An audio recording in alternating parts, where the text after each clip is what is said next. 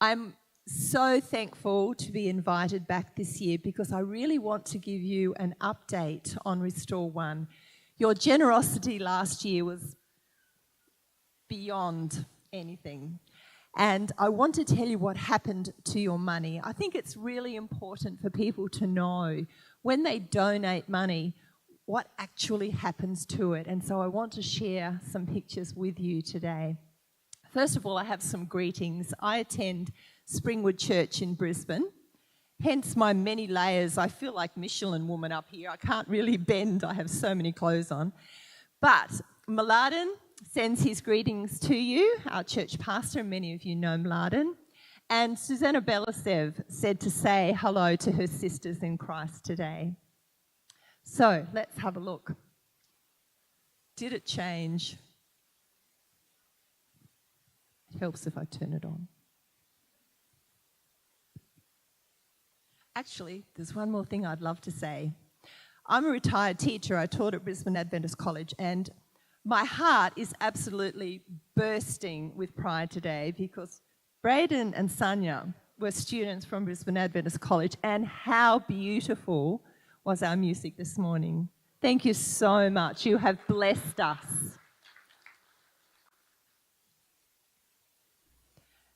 This year, I want to tell you some of the things that have happened in the past 12 months, so an update on what we did. I went with the team at Christmas time, actually flew out Christmas night, and it was a family team. We went to the Hospital for the Poor as usual, and here we are getting some instructions on how to go about this process. If you remember from last year, it's not the kind of place you really want to go if you're sick. This is one of the main entrances. The clothes you see hanging are from some of the patients. We wash hair. How simple is that? But it was such a blessing for the patients. Again, we had issues with trying to find some water. One tap worked out of 8 on the floor that we were working on. The second floor we went to work, no working taps. The patients rely on their families and friends. No food is supplied, nothing. One toilet worked on 3 floors of that hospital building. There were no bathing facilities. There are no nurses to bathe those patients. It's heart-wrenchingly sad. But look at these beautiful people, the appreciation that they showed for just having their hair washed. The mums whose young children had been in various accidents, some from landmines, some from motorbike accidents, were so appreciative. We were almost gagging as we washed hair that the water ran red because of the blood in their hair. It hadn't been cleaned and they'd been in hospital for days after their accident. The other thing we did in Phnom Penh was again visit the beautiful ladies in the slum area. Look at these women. They are so full of joy for life. And I look at the life they have and I think, how can they be? They are beautiful women, and with the sewing machines that Restore One has given to them, they again have made beautiful products. The beautiful tote bags. Great now that plastic bags are banned in the shopping centres. Tablecloths, purses, the tea towels, you may remember from last year that I said, do not colour coordinate with my kitchen, but I love them. I love these women. And a number of them have taken the step now that when they have finished, when they are not making products for Restore One, they have taken on other contracts. So they're home, they're safe, their children are with them, they're not roaming the streets, they're not clambering over the dump site, and it's beautiful to see. This is a typical alleyway where they live, with their houses made out of a bit of timber, a bit of plastic, a bit of whatever they can find. But there's joy there. We went up to the village to our high school. Front new gate. I'm not quite sure why they have the whole metal thing. It's a very Cambodian design. This is really exciting. This is the canteen that is new. Many of the children, because the high school is one of the few in the area, many of the children cycle a long distance to get to the school. They often leave without breakfast because their parents have gone off to the farm. So they cycle with no food in their tummies. They don't take food with them. So you can imagine what they're like.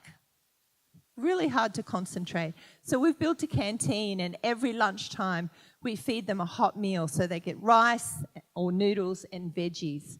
And it has made such a difference to their concentration and to their health. And I'm so thankful for these lovely ladies who work in the canteen.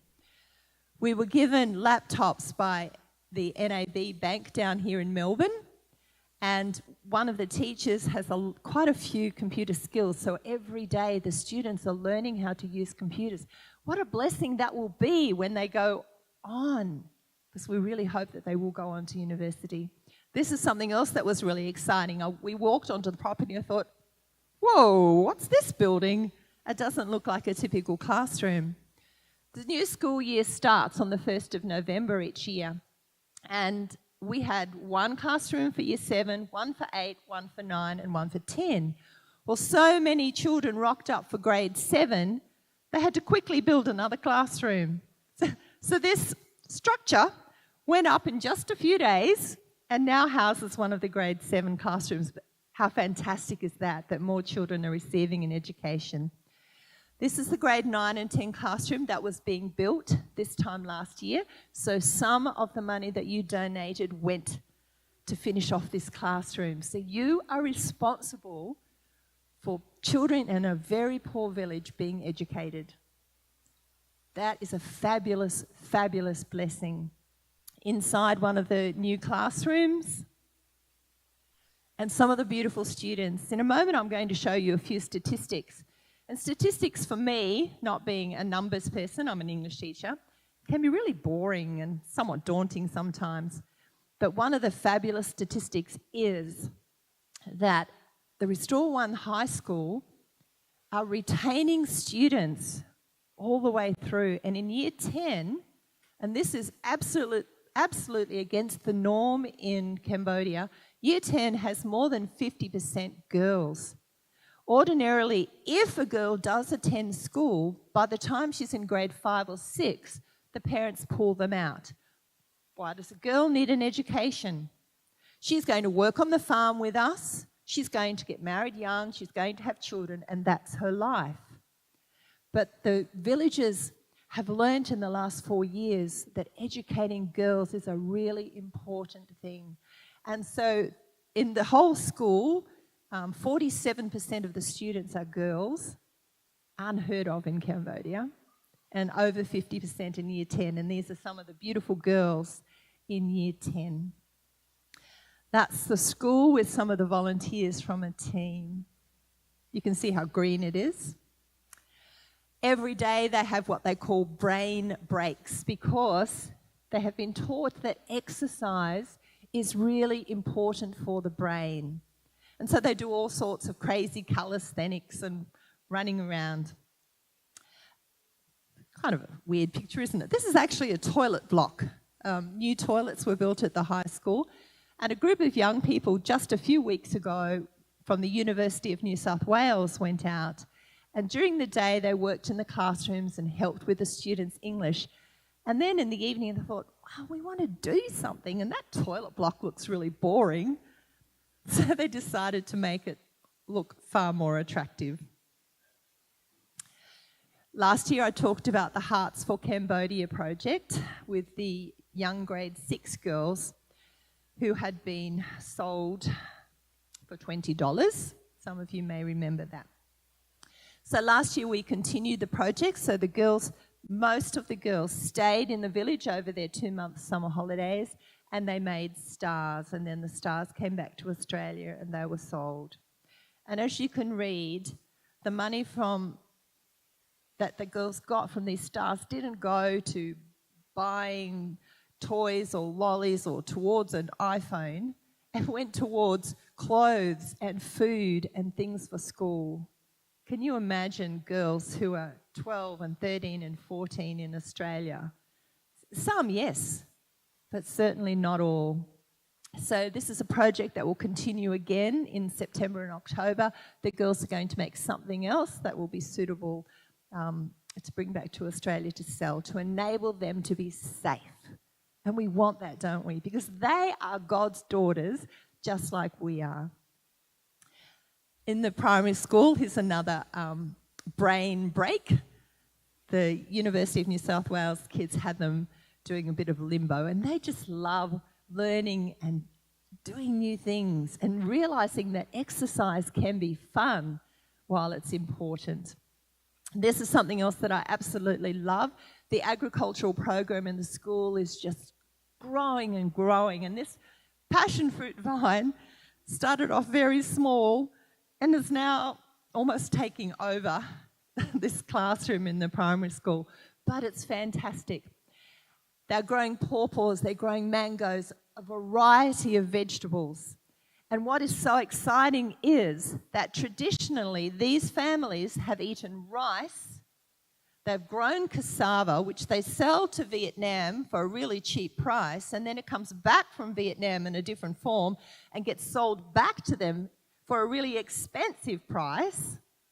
How does that work? That's so wrong. But anyway, their diet has been so limited and their nutrition has been so poor. But now that they're learning about agriculture and growing a wide variety of products, they are taking those home to their parents and saying, hey, we can grow corn at home. We can grow Morning Glory, which is a fabulously nutritious green. We can grow pawpaws. We can grow, and the list goes on. And it's so exciting to see these kids' involvement. This is their lunchtime. They did not have to be out here. They literally water these plants to death almost. They're just so excited to get out and see what grows. These tiny little mango trees, this is how they were in January last year when I went. This is now. Big difference, isn't it? They've grown so well and it's really exciting to see. And Sakun is the manager of Restore One. He is a church pastor. He is the most caring and wonderful man.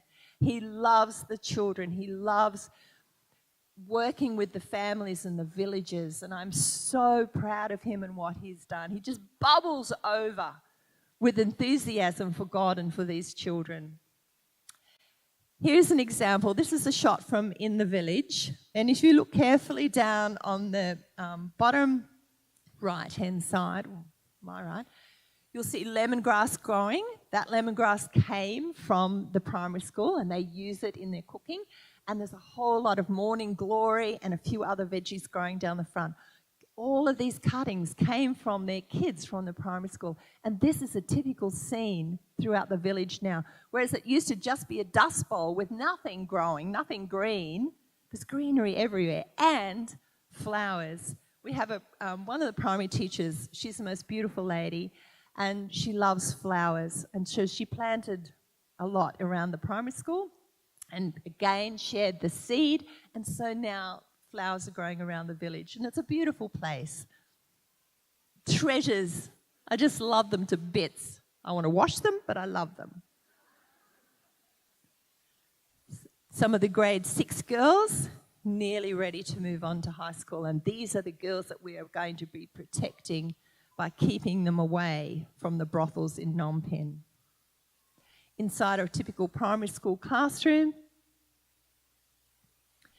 they've just received these little slates. Some of you may be able to remember way back in the day when we used slates at school to write on because pens and paper were not readily available. Well, that's the situation here. So they're practicing their Khmer language on the slates and they just love it. Look at this little treasure. He said, I want to be in the front of this photo.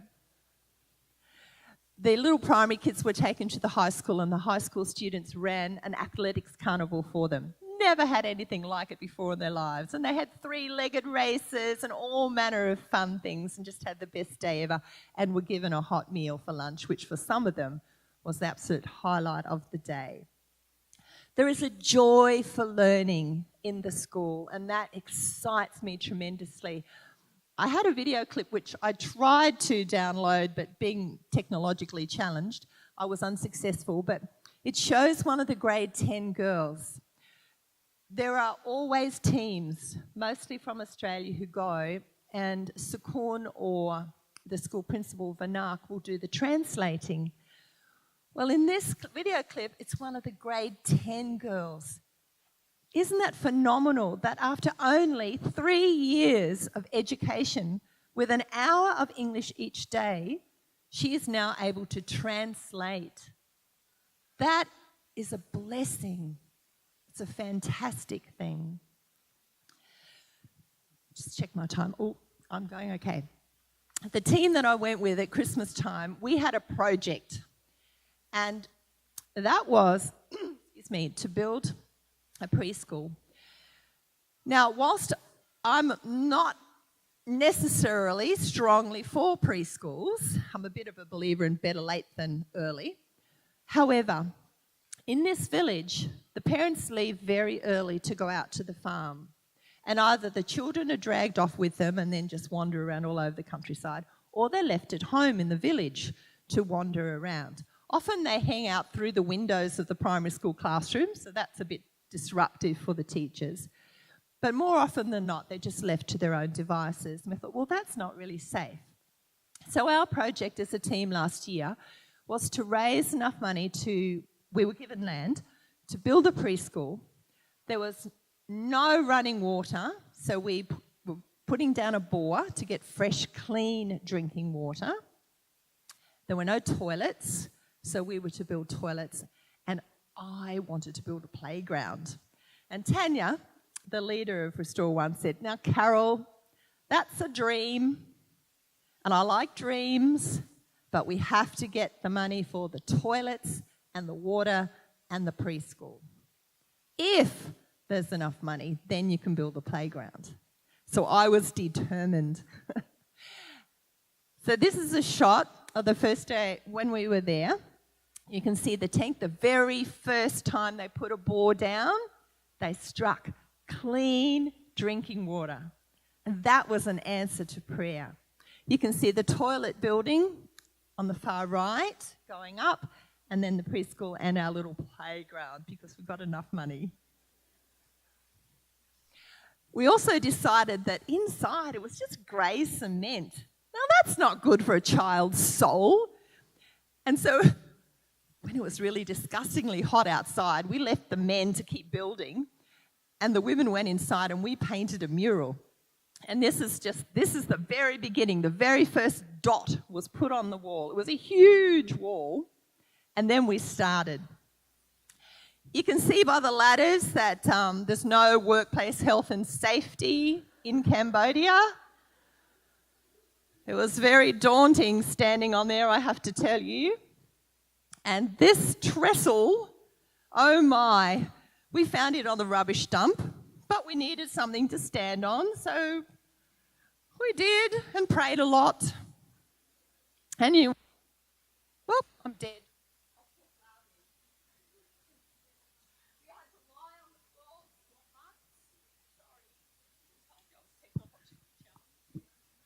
Hello? Yes. I will promise not to kill this one. So we were lying on the floor painting, and there it is. If you look carefully, you will see that it's the days of creation. Isn't it beautiful? And you should have seen the little kids, because every single day we were working, they would be popping in, just looking with their mouths hanging open and pointing at different things and saying the names of them in Khmer. And it was so, so beautiful.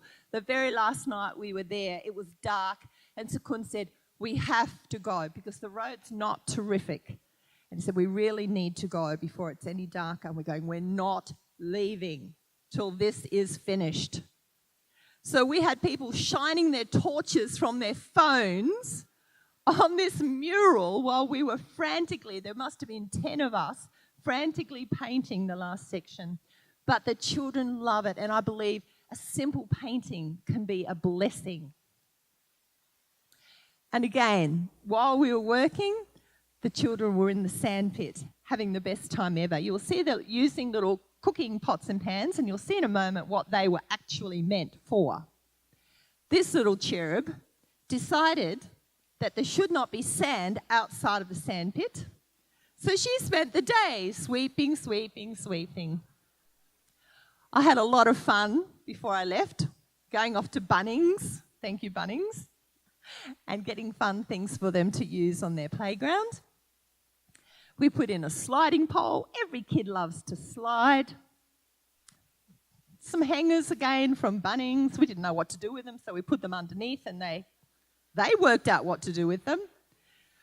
We had some polypipe hanging around. I lived in the Solomon Islands for 3 years, so I knew about their bamboo band. And I thought, they'd make a great bamboo band. So I said to Sakun, go and get me some of the curly bits. Again, you can tell, I'm an English teacher, not a manual arts person. So he got the curly bits and he's going, Carol, why? Just do it, Sakun. And we built this, and they were going along with a thong, making beautiful music. Here are the pots and pans. This is what they were meant for.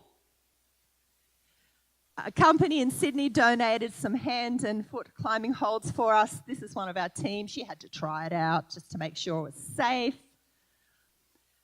One of the University of New South Wales kids with the kids just some sticks making music, little treasures, using their slates. We had a grand opening for the preschool, and the local governor came and all the important people.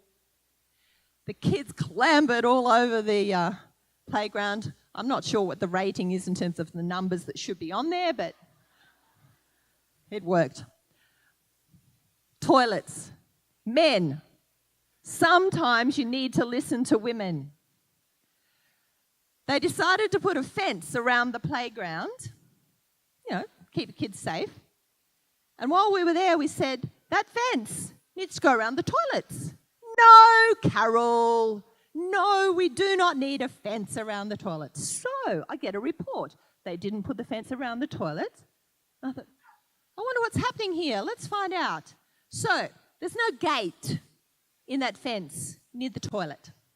So the kids had to actually walk through the playground, through the sandpit, through the preschool room, and then outside. What preschool child is going to make it to the toilet? None. So the children were not actually using the toilets, but the local adults were. We didn't want that. We didn't build the toilets for the adults. So I gathered up some friends and said, we need another $500. We are going to get a fence around there. So some people from church gave us the money. And I sent it over to Sakun and I said, build that fence. And as you can see, he finally listened to me. So now the children go to the toilet. And here they are. On the day of the opening, the primary school kids came over and they swept and cleaned and tidied and made the place beautiful for the opening. Our dreams. We have a preschool, a primary school and a high school. In November 2014, when school opened, there were 70 part-time students from the local village. By November 2016, we had 40 students in Year 7 and 8 and 2 in Year 9. We weren't opening Year 9, but a parent said, I want my children to go to your school. So Year 9 was on the veranda. 2017, so just last year, 290 full-time primary students, 30-ish preschool students because they come and go. 160 students in Year 7 to 10 after 2 years. What a blessing. So this year, November, the Year 11s will start. Hopefully next year, Year 12, we raise enough money to build a classroom. And then the dream is that the following year we will have a university house in Phnom Penh where students can come from our village. They can be kept in a family-like environment to go on to university or various traineeships. Fabulous dream to have. I love this quote. Do not be dismayed by the brokenness of the world. All things break, and all things can be mended. not with time, as they say, but with intention. So, ladies of Victoria, go. Love intentionally, extravagantly, unconditionally. The broken world waits in darkness for the light that is you. So that's my challenge to you. That you will see the needs. There are needs in our own country. There are needs in the world. And each one of you can contribute somehow. Micah 6:8.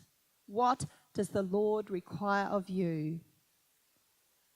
To live justly, to love mercy, and to walk humbly with your God.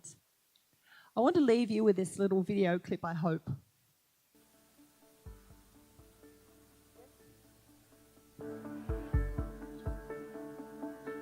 Let me be filled with kindness and compassion for the one for whom you love and gave your son. For humanity, increase my love.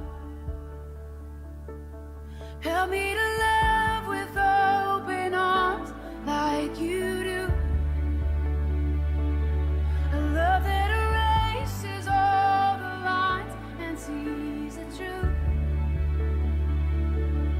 Oh, that when they look in my eyes, they would see you. Even in just a smile, they would feel the Father's love. Oh, how you love us,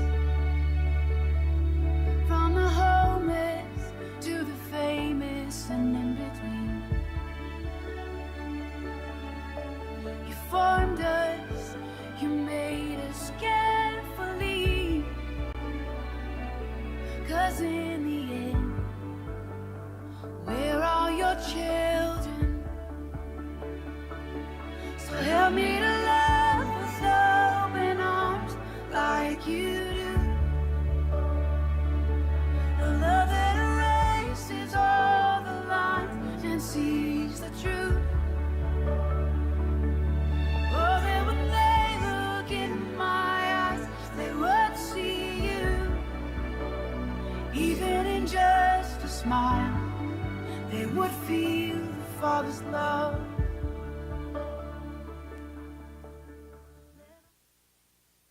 Help me to feel the love. Even if it's just a smile, we can feel the Father's love. I want to say thank you. You contributed to those children having an education. You contributed to keeping those children safe. And I am so, so thankful, and I know that the Lord is.